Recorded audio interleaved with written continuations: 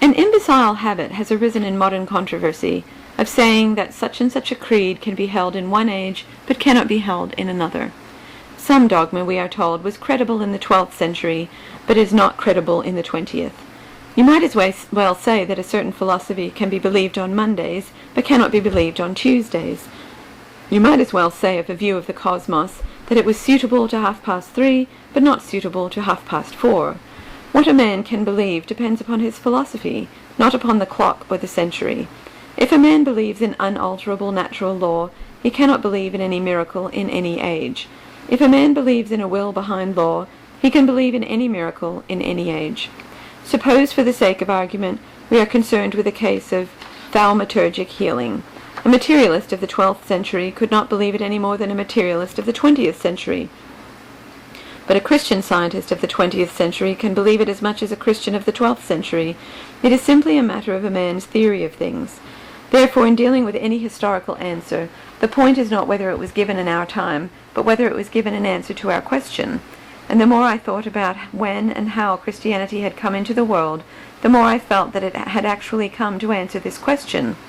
It is commonly the loose and latitudinarian Christians who pay quite indefensible compliments to Christianity. They talk as if there had never been any piety or pity until Christianity came, a point on which any medieval would have been eager to correct them. They represent that the remarkable thing about Christianity was that it was the first to preach simplicity or self-restraint, or inwardness and sincerity. They will think me very narrow, whatever that means, if I say that the remarkable thing about Christianity was that it was the first to preach Christianity. Its peculiarity was that it was peculiar, and simplicity and sincerity are not peculiar, but obvious ideals for all mankind. Christianity was the answer to a riddle, not the last truism uttered after a long talk. Only the other day I saw in an excellent weekly paper of Puritan tone this remark, that Christianity, when stripped of its armour of dogma, as who should speak of a man stripped of his armour of bones, turned out to be nothing but the Quaker doctrine of the inner light. Now, if I were to say that Christianity came into the world specially to destroy the doctrine of the inner light, that would be an exaggeration. But it would be very much nearer to the truth. The last Stoics, like Marcus Aurelius, were exactly the people who did believe in the inner light. Their dignity, their weariness, their sad external care for others, their incurable internal care for themselves, were all due to the inner light, and existed only by that dismal illumination. Notice that Marcus Aurelius insists, as such introspective moralists always do, upon small things done or undone. It is because he has not hate or love enough to make a moral revolution. He gets up early in the morning, just as our own aristocrats living the simple life get up early in the morning, because such altruism is much easier than stopping the games of the amphitheatre or giving the English people back their land. Marcus Aurelius is the most intolerable of human types. He is an unselfish egoist. An unselfish egoist is a man who has pride without the excuse of passion. Of all conceivable forms of enlightenment, the worst is what these people call the inner light. Of all horrible religions, the most horrible is the worship of the God within. Anyone who knows anybody knows how it would work. Anyone who knows anyone from the higher thought center knows how it does work. That Jones shall worship the God within him turns out ultimately to mean that Jones shall worship Jones. Let Jones worship the sun or moon, anything rather than the inner light. Let Jones worship cats or crocodiles, if he can find any in his street, but not the God within. Christianity came into the world firstly in order to assert with violence that a man had not only to look inwards, but to look outwards, to behold with astonishment and enthusiasm a divine company and a divine captain. The only fun of being a Christian was that a man was not left alone with the inner light, but definitely recognized an outer light, fair as the sun, clear as the moon, terrible as an army with banners. All the same, it will be as well if Jones does not worship the sun and moon. If he does, there is a tendency for him to imitate them, to say that because the sun burns insects alive, he may burn insects alive. He thinks that because the sun gives people sunstroke, he may give his neighbor measles. He thinks that because the moon is said to drive men mad, he may drive his wife mad. This ugly side of mere external optimism had also shown itself in the ancient world. About the time when the Stoic idealism had begun to show the weaknesses of pessimism, the old nature worship of the ancients had begun to show the enormous weaknesses of optimism. Nature worship is natural enough while the society is young, or, in other words, pantheism is all right as long as it is the worship of Pan. But nature has another side which experience and sin are not slow in finding out, and it is no flippancy to say of the god Pan that he soon showed the cloven hoof. The only objection to natural religion is that somehow it always becomes unnatural. A man loves nature in the morning for her innocence and amiability, and at nightfall, if he is loving her still, it is for her darkness and her cruelty. He washes at dawn in clear water, as did the wise man of the Stoics, yet somehow at the dark end of the day he is bathing in hot bull's blood, as did Julian the apostate.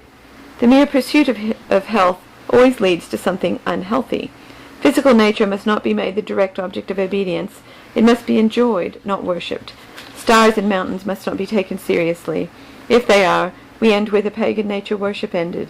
Because the earth is kind, we can imitate all her cruelties. Because sexuality is sane, we can all go mad about sexuality. Mere optimism had reached its insane and appropriate termination. The theory that everything was good had become an orgy of everything that was bad. On the other side, our idealist pessimists were represented by the old remnant of the Stoics. Marcus Aurelius and his friends had really given up the idea of any god in the universe and looked only to the God within. They had no hope of any virtue in nature, and hardly any hope of any virtue in society. They had not enough interest in the outer world really to wreck or revolutionize it. They did not love the city enough to set fire to it.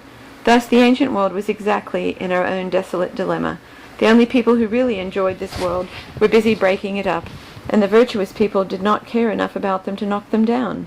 In this dilemma, the same as ours, Christianity suddenly stepped in and offered a singular answer, which the world eventually accepted as the answer. It was the answer then, and I think it is the answer now. This answer was like the slash of a sword. It sundered. It did not in any sense sentimentally unite. Briefly, it divided God from the cosmos.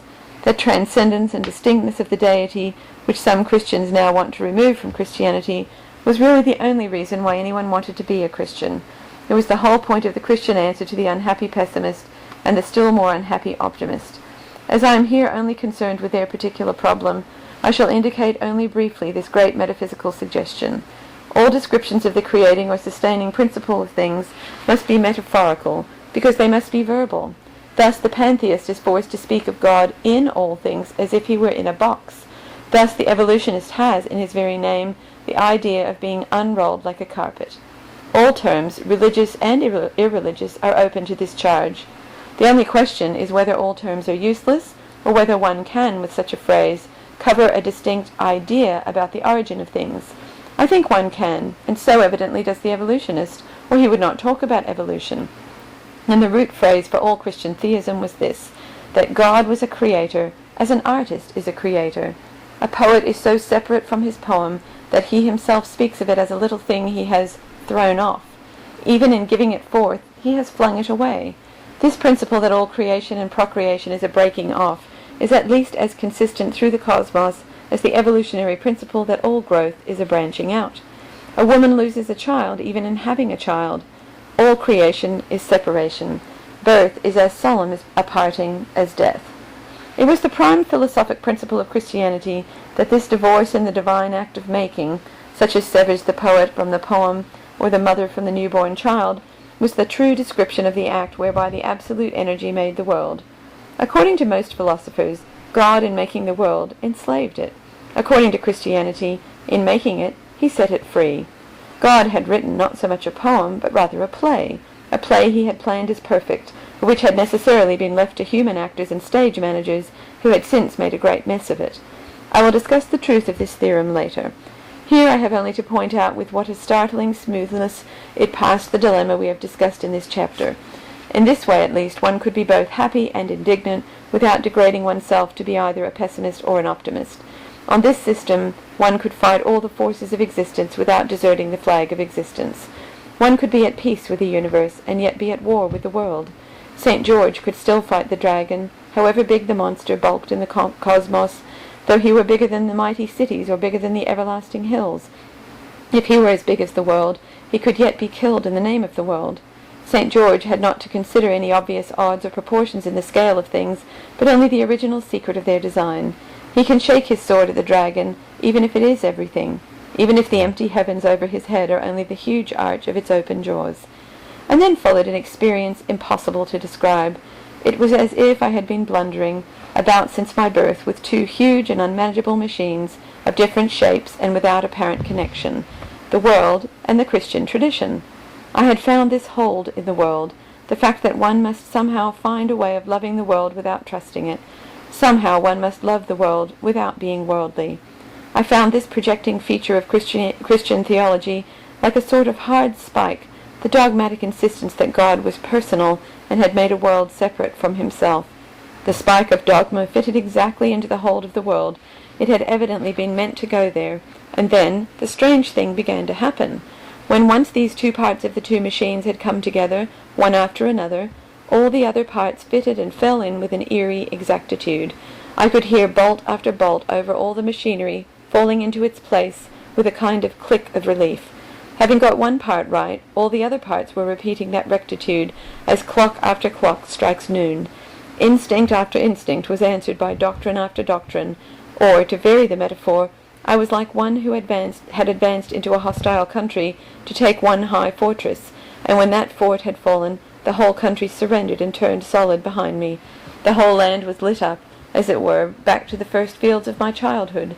All those blind fancies of boyhood, which in the 4th chapter I have tried in vain to trace on the darkness, became suddenly transparent and sane. I was right when I felt that roses were red by some sort of choice. It was the divine choice. I was right when I felt that I would almost rather say that grass was the wrong color than say it must by necessity have been that color. It might verily have been any other. My sense that happiness hung on the crazy thread of a condition did mean something when all was said. It meant the whole doctrine of the fall. Even those dim and shapeless monsters of notions which I have not been able to describe, much less defend, stepped quietly into their places like colossal caryatides of the creed. The fancy that the cosmos was not vast and void, but small and cozy, had a fulfilled significance now, for anything that is a work of art must be small in the sight of the artist. To God the stars might be only small and dear, like diamonds, and my haunting instinct that somehow good was not merely a tool to be used, but a relic to be guarded, like the goods from Crusoe's ship, even that had been the wild whisper of something originally wise, for, according to Christianity, we were indeed the survivors of a wreck, the crew of a golden ship that had gone down before the beginning of the world. But the important matter was this, that it entirely reversed the reason for optimism, and the instant the reversal was made, it felt like the abrupt ease when a bone is put back in the socket. I had often called myself an optimist, to avoid the too evident blasphemy of pessimism, but all the optimism of the age had been false and disheartening for this reason, that it had always been trying to prove that we fit into the world. The Christian optimism is based on the fact that we do not fit into the world. I had tried to be happy by telling myself that man is an animal, like any other which sought its meat from God, but now I really was happy, for I had learnt that man is a monstrosity. I had been right in feeling all things as odd, for I myself was at once worse and better than all things. The optimist's pleasure was prosaic, for it dwelt on the naturalness of everything. The Christian pleasure was poetic, for it dwelt on the unnaturalness of everything in the light of the supernatural.